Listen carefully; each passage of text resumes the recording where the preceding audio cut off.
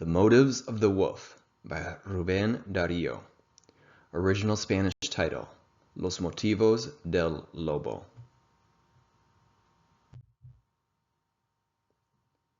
The man that has the heart of a lily, soul of a cherub, heavenly tongue, the minimal and sweet Francis of Assisi. He is with a rough and fierce animal, fearful beast of blood and theft. The jaws of fury, the eyes of evil, the wolf of Gubbio, the terrible wolf, rabid, has ravaged the surrounding areas. Cruel, he has scattered all the flocks. He devoured lambs, he devoured shepherds, and countless are his dead and damages. Strong hunters, armed with weapons, were destroyed. The hard fangs polished off the fiercest dogs, as if they were little goats and lambs. Francis left. He searched for the wolf in his den. Near the cave he found the enormous beast. When it saw him, it launched fiercely at him. Francis, with his sweet voice, raising his hand to the angry wolf, he said, "Peace, brother wolf." The animal studied the man in a primitive sackcloth. He let go of his unfriendly air, closed his aggressive jaws, and said, "All right, brother Francis." "How," exclaimed the saint, "is it a law that you live by horror and death?" The blood that pours from your diabolical snout, the pain and fear that you scatter, the crying of the peasants, the screams, the pain from such a creature of our Lord, have not contained your infernal anger? Do you come from hell? Has Lucifer or Belial, perhaps, infused you with their eternal anger? And the great wolf, humble. The winter is tough, and the hunger is horrible.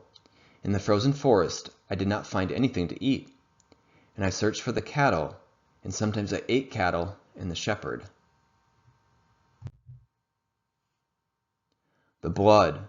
I saw more than one hunter on horseback, leading the goshawk on his fist or running after the wild boar, the bear or the deer, and I saw more than one stained in blood, to wound, to torture, from the raucous horns to the deafening roar, to the animals of our Lord.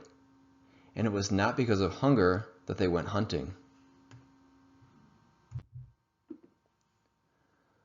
Francis replies, "In man there is bad yeast. When he is born, he comes with sin. It is sad. But the simple soul of the beast is pure. From today on, you're going to have enough to eat. You will leave alone the flocks and people in this country. May God make honey from your wildness." All right, brother Francis of Assisi, before the Lord that ties and unties everything, in faith of promise, offer me your paw. The wolf held out his paw to brother of Assisi, who in turn held out his hand.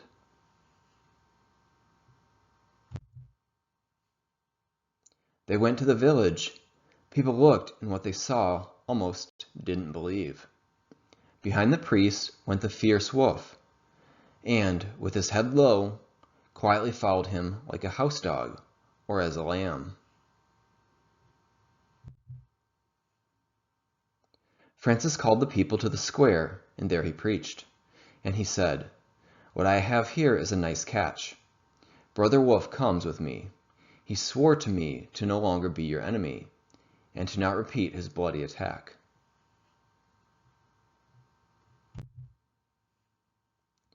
You all, instead, will give food to the poor beast of God." "So be it," answered all the people of the village. And then, as a sign of contentment, the good animal wagged his head and tail, and went with Francis of Assisi to the convent.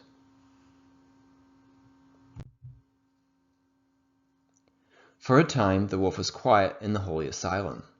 His large ears heard the psalms, and his clear eyes moistened. He learned 1,000 thanks, and played 1,000 games when he went to the kitchen with the laymen. And when Francis made his prayer, The wolf licked his poor sandals.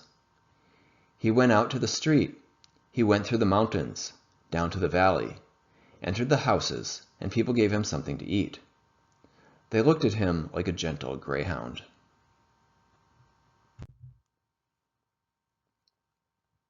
One day Francis was absent, and the sweet wolf, the gentle and good wolf, the honest wolf, disappeared. He returned to the mountain and began again his howling and rage. Once again they felt the fear, the alarm among the neighbors and among the shepherds. Fear filled the surroundings.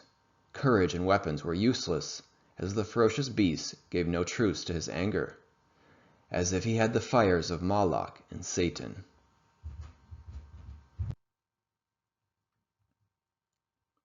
When the divine saint returned to town, everyone searched for him with complaints and crying. With 1,000 complaints, they gave testimony of what they suffered and lost by that despicable demon wolf. Francis became serious, went to the mountain to look for the false butcher wolf, and next to his cave he found the varmint. In the name of the Father of the sacred universe, I conjure you, he said. O wicked wolf, respond to me. Why did you return to evil? Answer, I will listen to you.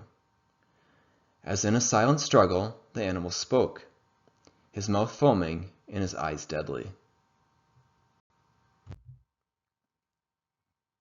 Brother Francis, don't get too close. I was calm there in the convent. I would go out to the village, and if anyone gave me something, I was happy and gentle as I ate it. But I began to see that in every house there was envy, anger, rage, and in their faces were burning embers of hate, lust, disgrace, and lies. Brothers made war with brothers. The weak lost, the bad won. Female and male were like dogs. And one good day, everyone hit me with sticks. They saw me humble. I licked their hands and feet. I followed your sacred laws. All creatures were my brothers and sisters, the human brothers, the oxen brothers, the star brothers, and worm brothers. And so they beat me and threw me out.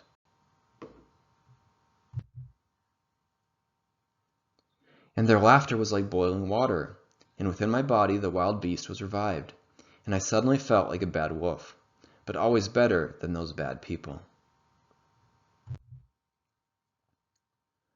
And I started to fight here, to defend myself and to feed myself, as the bear does, such as the wild boar, that to live they have to kill.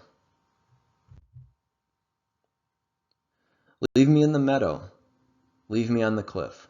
Let me exist in my freedom. Go to your convent, Brother Francis. Follow your path in your holiness. The saint of Assisi said nothing to him. He looked at him with a deep gaze, and left with tears and distress. And he spoke to the eternal God with his heart. And the wind in the forest took his prayer. It was, Our Father, who art in heaven.